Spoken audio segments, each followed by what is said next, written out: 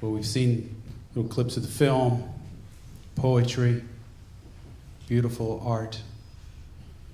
Where's all this taking us? What's the future of this project here on Mount Tamalpais? Well, to help us with that, Doug McConnell. Who doesn't know Doug McConnell? Raise your hand. Many programs on TV, Open Roads, Bay Area Back Roads. He's been with our lives for many years, and he loves the mountain, and he's going to tell us where we go from here. Doug McConnell, everyone.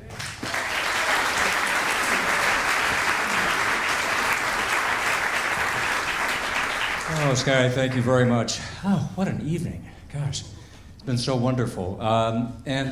First of all, thank all of you for coming tonight. This is just, it's inspiring, it's wonderful. We're all moved in so many ways. And this really, I think we're all here because of the affection we all have for this incredible mountain of ours and its vast watershed. It's nurtured us since the beginning of time. And we now have many new exciting ways, as Sky mentioned, to the future, to nurture it in some wonderful ways ourselves, and to, leave the mountain better than we found it, and have a great time in the process. So part of this is we have a lot of fun ahead of us. And I get to announce I get to introduce somebody who's going to announce some big news here in a couple of minutes. Let me just say that, people have, for many generations, and some of you in this room, many generations of people have worked very, very hard to give us this great gift that we have of a protected landscape, and that we can enjoy and that we can build upon. It's a legacy, extraordinary legacy.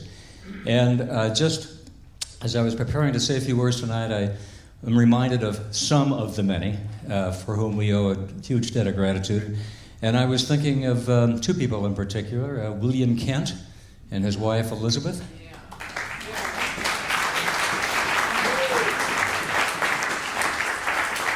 And you all know, of course, that they saved and then donated to all of us what became Muir Woods National Monument in 1908. They were at the center, among many other things, at the creation of the Marin Municipal Water District. And a year ago right now, on the other coast, Congressman William Kent was busy. He was the lead sponsor in a piece of legislation that was signed creating our national park system. And the national park system is celebrating its centennial all year long, and August 25th is its birthday. So to William Kent and Elizabeth and all of those who've worked before, thank you for the inspiration and for this great gift that we now have a chance to advance in our lifetimes. And so I've been really inspired by lots of work that lots of people have done over a long period of time to take care of this landscape of ours. And but none more than something I think the Kents would really appreciate, and that is the creation a couple of years ago of the Tamalpais Lands Collaborative. And there's lots of material about the TLC for the mountain here tonight. Lots of people here. We can talk to you about it after tonight's program. But TLC are the four land agencies that have responsibility for managing the mountain and the watershed. So the National Park Service, Marin Municipal Water District, Marin County Parks, California State Parks, and their partner, their premier nonprofit partner, the Golden Gate National Parks Conservancy. And together, they are stewarding this landscape in new collaborative sort of ways, doing what they do best and collaborating with each other to make what they do best even better, synergy on the mountain. Rangers without borders in a certain sort of a way. And unfortunately, I can't claim ownership of that line. I wish I could. I first heard that from the former superintendent of the GGNRA, Frank Dean. So Frank, your words live on. But I love Rangers without borders. But really excitingly and pertinent to tonight is that they have initiated what's called the One TAM Initiative. One mountain, one vision, and the notion of this is to get all of us, we're all partners in this process, working with these land agencies, coming to the table, contributing what we can, getting engaged, getting involved, and they're already off to a great start. Some great One TAM initiatives already underway, include the remote cameras on the mountains that are sensing, they're taking photographs of wildlife. So we really begin to get a picture of, literally, of our wild kingdom in our backyard. And that's amazing stuff. And introducing that to schools and others. They have career programs for high school students and all kinds of work programs that we can get involved in. So it's really, one tab is off to a great start. I hope we all get involved in this. But now, and this is going to the purpose of tonight's little presentation, is that we have a chance to begin to fulfill, I think, that vision that you've seen in these films, you've heard in the poetry, that everyone, that Sky and Jane and Gary and we've all, been dreaming of. And so we have some big news tonight. But to bring us that news, let me introduce, if he is available and near the stage, good friend of mine, of ours, director on board of directors of the Marin Municipal Water District, longtime friend of the mountain. I met him years ago when he was a child National Park Ranger, but he's here now. And would you bring out Armando Quintero? Armando.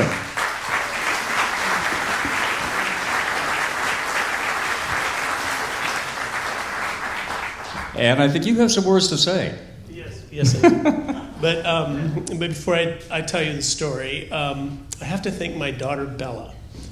When she was in 4th grade, I took her and her classmates on a field trip up to Mount Tam. And we went out to one of the reservoirs. We were identifying trees and looking at birds and looking at flowers and talking about the water and how this was the water that we drink.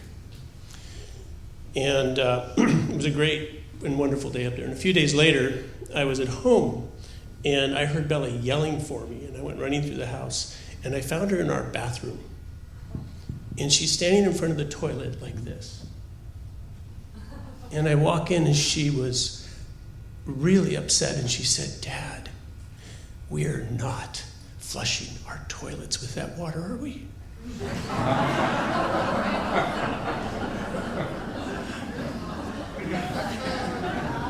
So I went to hug her, and she pulled away like, "Don't touch me." And I said, "Sweetheart, I am so sorry. We're handing you some problems that you're going to have to figure out." And then roll the clock forward a few years, and some friends of mine in San Rafael called me and said, "Hey, there's a seat open on the Water District Board of Directors. You should run for that seat." So I was having dinner with my wife and my 2 daughters, and I said, "Hey guys, my friends called and said that I should do this." And Bella, she snaps back in her chair and she goes, "I thought you said you couldn't do anything." So thank you, Bella.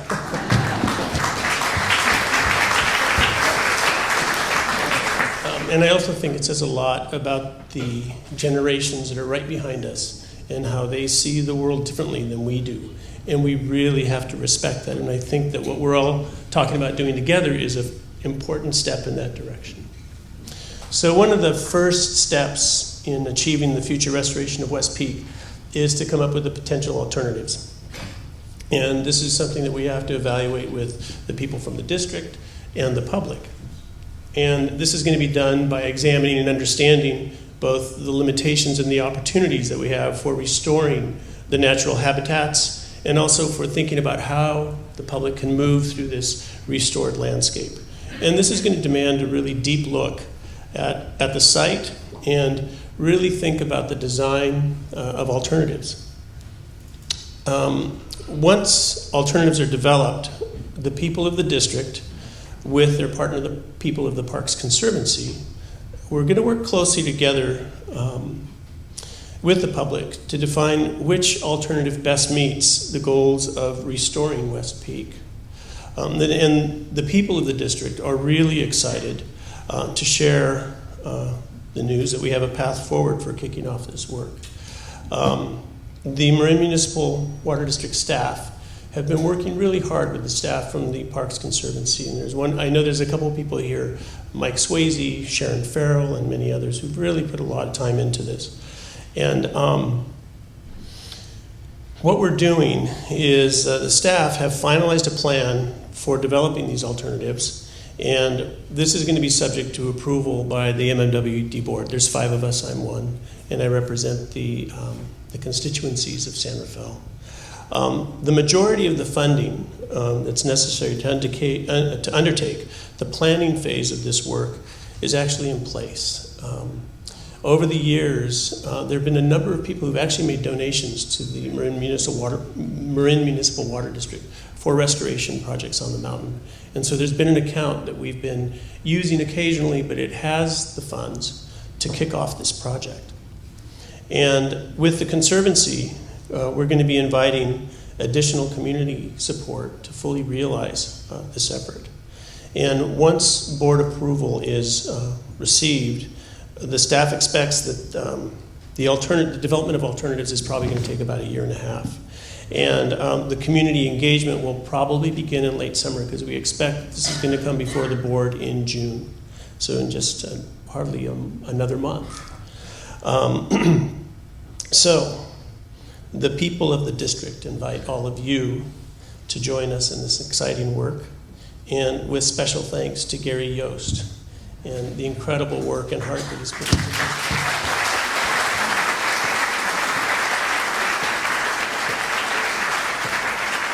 And there have been a lot of community members that have put really a tireless effort into describing what's possible and getting the excitement in place and bringing together some of the wonderful folks that you're all getting to see today. Thank you so much for being here.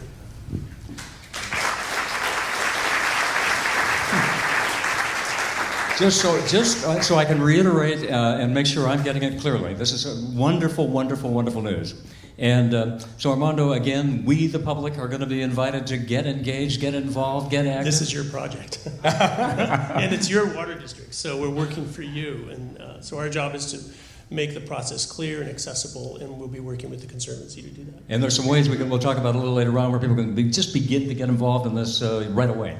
So that's really, really great. The other thing I was gathering is that most of the money's in hand, but there may be a little extra that if we wanted to contribute philanthropically, $27 each or some number, yeah, or whatever we could do. But the Parks Conservancy will help Yes. raise the additional funding to complete that gap. Yes, and we're one of the partners in the One TAM project. It's the California State Parks, the National Park Service, Marin County Parks, and the MMWD. And this is actually one of the first efforts like this in the nation. We did a bunch of work to look at which watersheds in the nation had nonprofit partners that were doing the work that so many nonprofits do for public lands. And there aren't any, if you can believe that. And so the idea that what we're doing here is actually creating a model for other parts of the nation and potentially addressing the kind of issues that Bella brought to my attention. That's great. Well, Armando, I would just say, and I know that this is a national model. I mean, really, you are. All of us collectively are doing things here that others may be able to, in their own ways, replicate where they live. So this is really important for West Peak, for the mountain, for all of us. I'm really thrilled about that. And I just want to say, and you and I can step off stage for just a second because, there's already some work imagining, thinking about, dreaming about what West Peak might be by some people who are going to be working on this process for the Parks Conservancy and the Water District and so forth. So let's go via video to West Peak and hear from some of these folks and find out a little more about what's going on.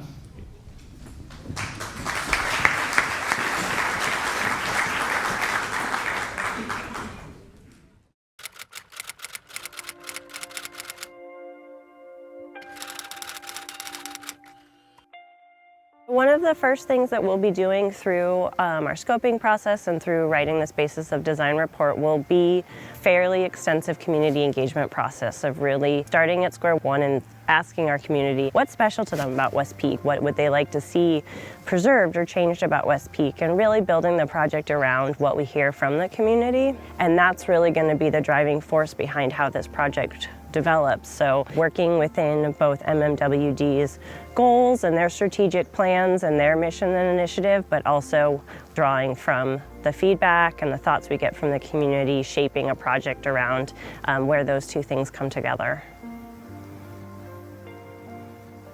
I worked for the Conservancy as a restoration technician and really fell in love with this mountain and the Golden Gate National Recreation Area as a whole while doing restoration work around the park, and really interested in this site because of how unique it is.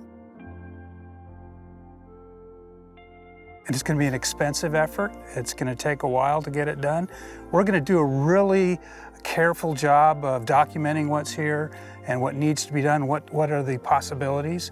But we're going to engage the public in that process. So I think that will be a very powerful event. We really want the public to be involved in telling us how this could happen. Recognizing that this is a site that's already visited and loved by a lot of residents, neighbors, community members, thinking about how we can continue to grow that existing stewardship. There was a public process and a planning effort to figure out what was next, and they looked at a large range of alternatives, and they came down kind of square on the idea of, yes, and it was community-wide, let's restore it to its natural condition as best we can. The landscapes that we have around the Bay Area are beautiful unto themselves and have such a great diversity of natural resources and recreation resources, but also have this rich history that comes from so many of them being former military installations. So I think it'll be really interesting as the project progresses to see how we learn more about the history of the site, how we balance all of these various histories of the site, and how we create something beautiful and that speaks to the community's interests and that as much as possible tells all of these different stories. This is a sacred place, so the restoration is going to really, if it's successful, when we come back here, this place will feel whole. It'll feel right, and we'll see remnants of the history here of the Air Force and the human disturbance, but mostly we'll have nature in its fullness here for us to enjoy and learn from. So I think that's simply it, that the restoring of the sacredness of this spot will be the measure of our success.